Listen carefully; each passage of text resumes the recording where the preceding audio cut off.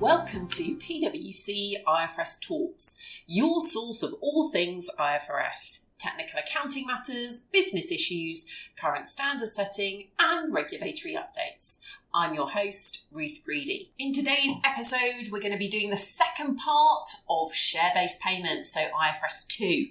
And I'm joined again by the lovely Katie Woods. Welcome to the studio, Katie. Thank you, Ruth. Lovely to be back. And I'll warn listeners in advance, Katie and I have had the giggles trying to record this, so hopefully you'll manage to get through it. But if not, there might be some laughter in there. IFRS 2 is fun. That's all I can say. It's really, really fun. So in the first episode, we talked about, are you in the scope? And then do you have equity or cash settled?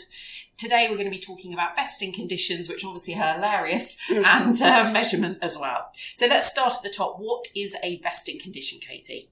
Okay, so I could give you the definition from the standard, but perhaps it's easier to basically say that a vesting condition is when the recipient of the award, so be that an equity instrument, a share, actually has an unconditional right to use that award. So they can walk off, they can use it, they can sell it, they can do what they like. So it has only vested with someone when they can use it themselves. And it's worth mentioning that in a lot of legal arrangements, there might be a reference to vesting, but that may not be vesting in the light of IFRS 2. Okay, so even if it says vesting in the legal agreement, we have to look at what the standard tells us. Absolutely. Okay, so what types of vesting conditions are there? Oh, there's a lot of vesting conditions. So let's start with the more simple ones, which would be the service condition and a performance condition, okay? Now, they are pure vesting conditions, and a service condition means, as it basically implies, that the recipient has to provide service in order to get the award. So if they were to leave before the vesting condition had completed, then they wouldn't get it. They'd just leave and no longer provide service, wouldn't get the award. However, if the service condition has completed and it's vested with them, then they could leave and can still keep the award. So one of your typical questions to teams, if you were looking at this, would be, what happens when the person leaves? Absolutely. Yeah, okay. Exactly. And again, we're talking about people here, but this is them performing the employment services and they get something in return. Correct, yeah. Okay, so the other one you mentioned there then was performance conditions. So performance conditions are really broken down into two elements. There's the market condition, market performance condition, and a non-market performance condition. Performance really means something other than service. So the more simple one is a non-market condition. So that means it's not linked to the share price. For example, has the entity reached a particular earnings per share, EPS criteria? And once the company entity has done that and the award becomes unconditionally vested or entitled to the recipient, then you're done. So it's a condition that says, has the entity done something or has something happened for the recipient to get the reward? Have they performed? Performed, exactly. A market condition, I kind of alluded to this in my explanation of a non-market condition, but a market condition is where performance is linked to the share price. So the most simple example is total shareholder return or a direct share price. And in that situation, again, it will depend on whether something vests with the employee, but has an impact on how it's measured. So it's probably worth how we deal with service conditions and performance conditions, looking at those next. Yeah, because what I was going to say, if we've got three different definitions standard, they must all mean something or have an impact on the accounting. Exactly. What's the difference? Okay, so with a service condition and a non-market performance condition, you work out the fair value, and we'll come on to what that is when we talk about measurement, and you would spread that charge over those vesting conditions. So you'd work out a fair value in line with IFRS 2, and then you said, okay, I'm going to spread this based on the likely outcomes. So for service, how many people are going to receive the award?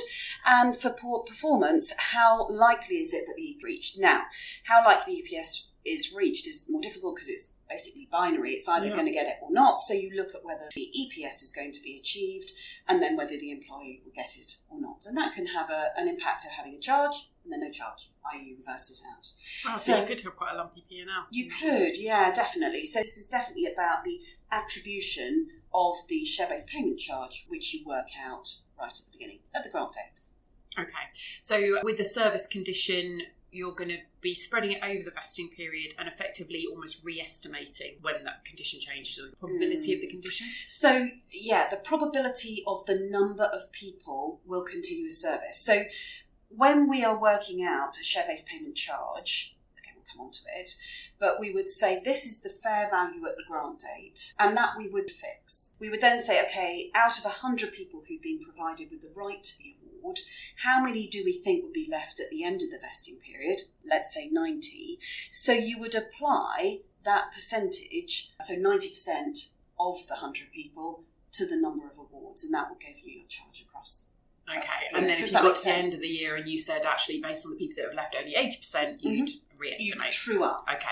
But your fair value stays the same. It's the number that you expect, both for the service condition and for the performance condition that you expect to, how many were in the outcome. So what's the difference between then with the market performance condition? So market condition was deemed not so difficult to calculate at the time that IFRS 2 was set up or was issued. And what the conclusion was that you would actually include that market condition into your fair value at the grant date. And once you had done that, there is no update. What it's saying is, and it's called the modified grant date approach in IFRS 2, but basically it's saying the entity and the recipient have agreed at the grant date what they're going to provide and receive.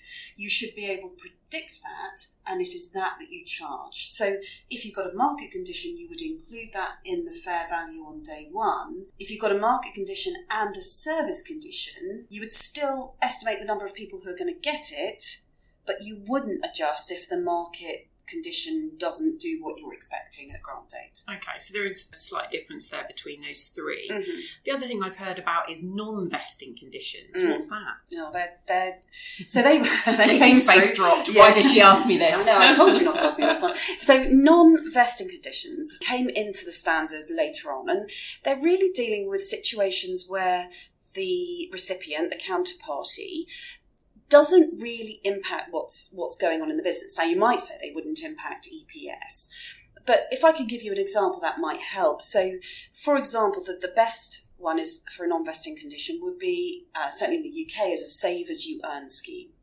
So an employee is allowed or required to save so much of their salary each month to then get the benefit of a share-based payment at the end. So they get a reduction in the market price at the end of the vesting period. But the employee can decide not to save and they get all their money back. So it's a non-vesting condition. It's not going to cause it to vest. It's just part of the criteria. And that condition is then also included in the fair value at grant date and doesn't change. Okay. So it's more similar to a market performance condition. Correct. Okay. Correct, yeah. And then just, really to upset you, the other term I've heard you use is a post-vesting restriction. Okay. What's that? So post-vesting is kind of what it says. So post-vesting means after it has vested. So after an award is unconditionally provided to the recipient, there are certain criteria around that particular award. Probably, again, the most common example is where counterparty would receive award but are told, if you go and work for a competitor in the next 2 years, you won't get that award anymore. And so it's a very difficult thing to manage, getting that award back or determining. So the expectation of the employee doing that, or the counterparty doing that, is again included in the fair value at grant date. Oh, that's hard to estimate. Yeah, and so that's why I don't do valuations. Just tell them they need to do it. Exactly. But what it's trying to say is that we can't control post-vesting what will happen, but actually part of the value that we're showing the accounts, which is what we're talking about really, is the impact of that post-vesting restriction. Okay, so it's vested, they've got the award, but if they do something, they might have to give it back in my basic head. Okay, perfect. So I think that gives us a great idea of lots of the concepts behind vesting. The other thing we're going to cover in today's episode is measurement. Any sort of highlights you want to before we get into the detail? So a lot of people I talk to say, well, I have to use Black-Scholes model to calculate the fair value of the award. Or Monte Carlo, sounds more fun. Monte Carlo, yeah, but Monte Carlo's not referred to in the standard, whereas Black-Scholes method is. But it sounds as if I know what I'm talking about. I don't. I'm not a valuation expert. And actually the standard says Black-Scholes model or something similar. It does not prescribe the way in which fair value should be calculated. And I think that's important because actually you talked about Monte Carlo, there's binomial, there's Black-Scholes. Each one of them should come up with the same answer based on the inputs that you're putting in. So the standard does not prescribe the particular model you should use. And that's something I think is interesting because I work in the world of fair value IFRS 13, and this, IFRS 2 says you book your share-based payment at fair value at grant date, but it's not the same fair value, is it? No, scoped out of IFRS 13. Actually, I have to say IFRS 2 came first. Oh, okay, so that's sorry. But absolutely. So IFRS 2 fair value is different, and it's noted in IFRS 13 calculations. It's interesting though, isn't it? Because when they wrote 13, the whole point was to sort of work out all the standards where they used fair value and bring it all together, but they just ignore. Share-based payment's too hard. Yeah. We'll leave that by itself. It's got its own rules. Absolutely. So getting a little bit more into the detail now, what are the inputs into your fair value? The IFRS 2 fair value, the inputs, there are 6 of them that the standard covers when you are valuing an option. And I think, again, that's important. So I'll try and remember them all. But what you have got to include is the exercise price of the option, so the amount the recipient will pay, the life of the option, and I think that's important to think about. Is that the vesting period or is that the actual life of the option? And it is the expected life, not just when it vests, so how long it will take someone to exercise. The market price of the shares, the expected volatility. So if you think about it, you're providing someone something at T0 at the beginning. There might be 3 years, 5 years. That's got to be included into the expected value of the award. Dividends, so dividend yield obviously would be included, and also the risk-free interest rate. So those are the 6 inputs that the standard in Appendix B says that should be included in the option price. Obviously then if you're looking at something like a free share, there's no exercise price, but those I still believe those criteria should be considered to determine what the fair value of a free share is compared with an option. Okay, so those ones are inputs effectively into an option pricing model, but even if you're getting shares, you would need to consider them. That's right. Okay, and anything you would like specific hints and tips, like you said, we're not valuers, but any hints and tips you'd give on those inputs or things people should watch out for? Well, I'm sure we'll touch on disclosure at the end. Yeah. But what I've seen an awful lot of the time is SOFR volatility. If you're looking at a 3-year award, chances are you'll look at 3 years of volatility before, unless there's an indication that something different has happened. The other thing is, I think when you're looking at the right to a listed share or an option over a listed share, then that's relatively easy. You've got all that information. Yeah, you've got the market price. Exactly, and you've got all the information. And you've clearly got volatility as well, because you can go and look at what's happened to the market price. It becomes very much more difficult when you've got an unlisted share. And I have had a number of conversations where people say, well, I don't have a market price. It's not in my information. And what do you do? I would generally say, if the business was going to be sold, would you be able to work out a market price? And the answer is more often than not, yes. And so you've got to be sensible about how to work that out. And I've seen a lot of this in small companies that are thinking of IPOing, because obviously they've got their unlisted shares and they've got often share option schemes.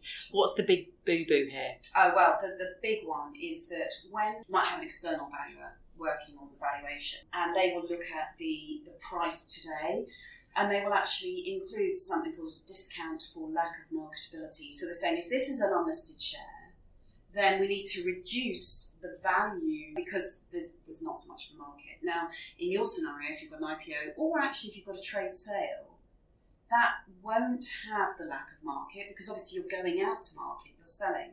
So I will always question if, one, there is a discount for lack of marketability, and two, whether it should be included. And I would say 99% of the time it should not be included because of what the recipient is actually going to get is a listed share or an open market share. Yeah, so you'd have to have it that the recipient could walk away from the company taking their unlisted share with them. I suppose, we would say it's fairly rare. Well, I mean, how many unlisted companies would want an employee to walk away with a share which then might benefit in an IPO or a trade sale at a future date? Yeah. So, absolutely.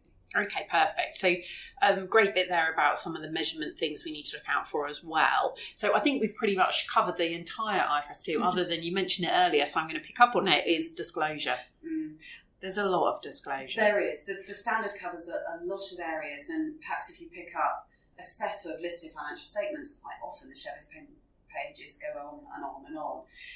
I actually can be quite ruthless when I'm looking at those disclosures, because you need to think about what the reader of the accounts needs to know. And often you can, if there are lots of share-based payment awards, you can actually bring them together if they're similar to reduce the volume of disclosure and perhaps make it more helpful to the reader. It is worth noting that, can I be really specky and boring and say paragraph 50? I love a paragraph.